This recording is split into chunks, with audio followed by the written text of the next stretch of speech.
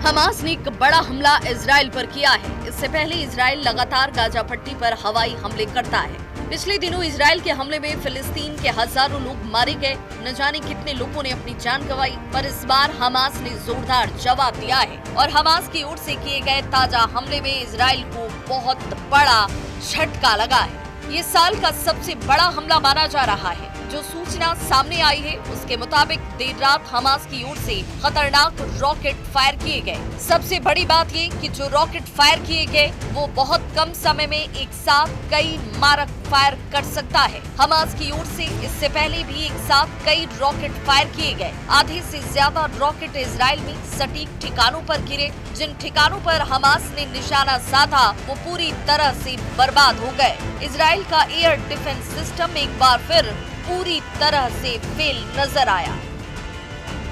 Israel का iron dome system इन rockets को रोक नहीं पाया। इजराइल की ओर से कहा गया कि कई जगह रॉकेट्स गिरे हैं और जिसकी वजह से भारी तबाही मची है और इसकी तस्वीरें, इन हमलों की तस्वीरें सोशल मीडिया पर छाई हुई हैं। हमास की तरफ से की गई बमबारी की तस्वीरें जो है सोशल मीडिया पर छाई हुई हैं और कितनी ज्यादा तबाही मची हुई है वो सब कुछ सोशल मीडिया पर देखा जा सकता है। इन रॉकेट्स अपार्टमेंट और बिल्डिंग पर गिरते हुए दिखाई दिए। हमास की ताजा बमबारी में इजराइल को जबरदस्त नुकसान पहुंचा है।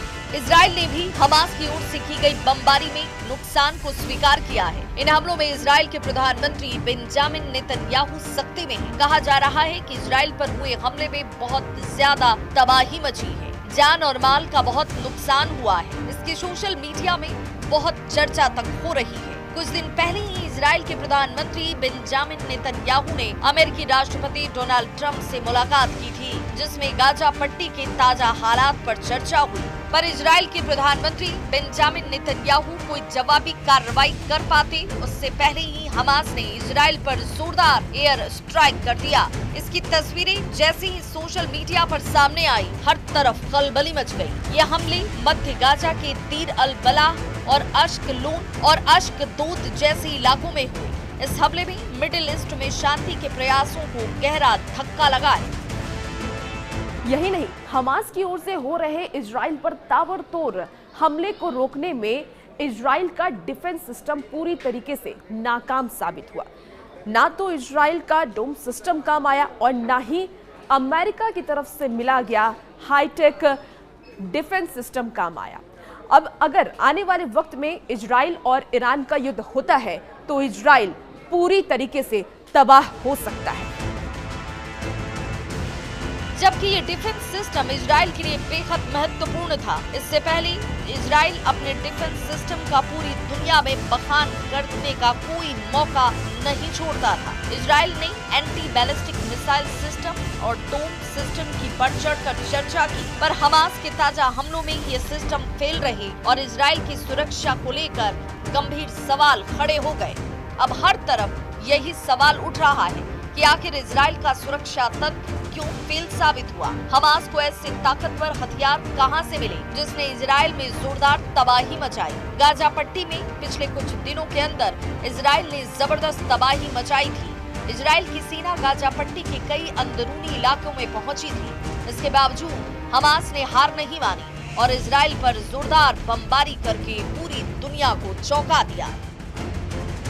इजराइल का कहना है कि गाजा पट्टी के जिन इलाकों में हमास का कब्जा है वहां पर हमास ने कुछ विदेशी बंधकों को भी कैद करके रखा हुआ है और इन्हीं बंधकों को तलाशने के लिए इजरायली सेना चप्पा चप्पा छान रही है। हालांकि अभी तक इनका कुछ अता पता नहीं लगा है। ये भी कहा जा रहा है कि ईरान की ओर से हमास के अल कासिम ब्रिगेड के पास लगातार गोला बारूद की सप्लाई हो रही है। इन हमलों ने साफ संकेत दिया कि हमास झुकने को तैयार नहीं है। हमास ने ये कह दिया है कि इजराइल लगातार हमले करता रहा तो बंधकों की सही सलामत वापसी पर कोई वादा वो नहीं कर सकता है।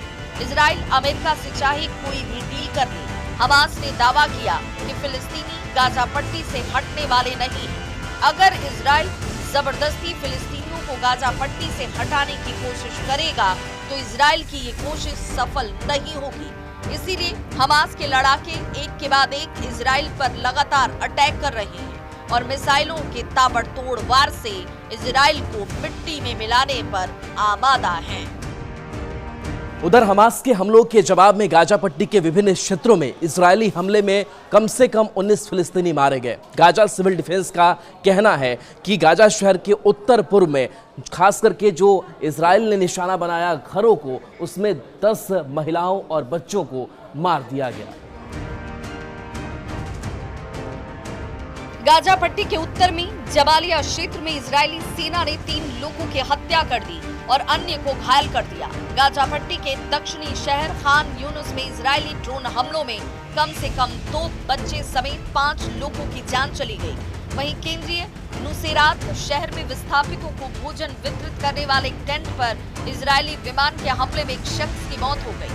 फिलिस्तीनी सुरक्षा सूत्रों के अनुसार पिछले कुछ समय से गाजा सिटी के पूर्वी हिस्सों बेत हनून और बेत लाहिया क्षेत्रों में इजरायली तोपखाने से लगातार गोलाबारी की जा रही है। इस बीच हमास के सशक्त विंग अल कसर ब्रिगेड ने एक बयान में कहा कि उसके लड़ाकों ने गाजा सिटी के पूर्वी हिस्से में स्थित अल वफा अस्पताल के पास 3 इजरायली मकारवा 4 टैंकों को निशाना बनाया।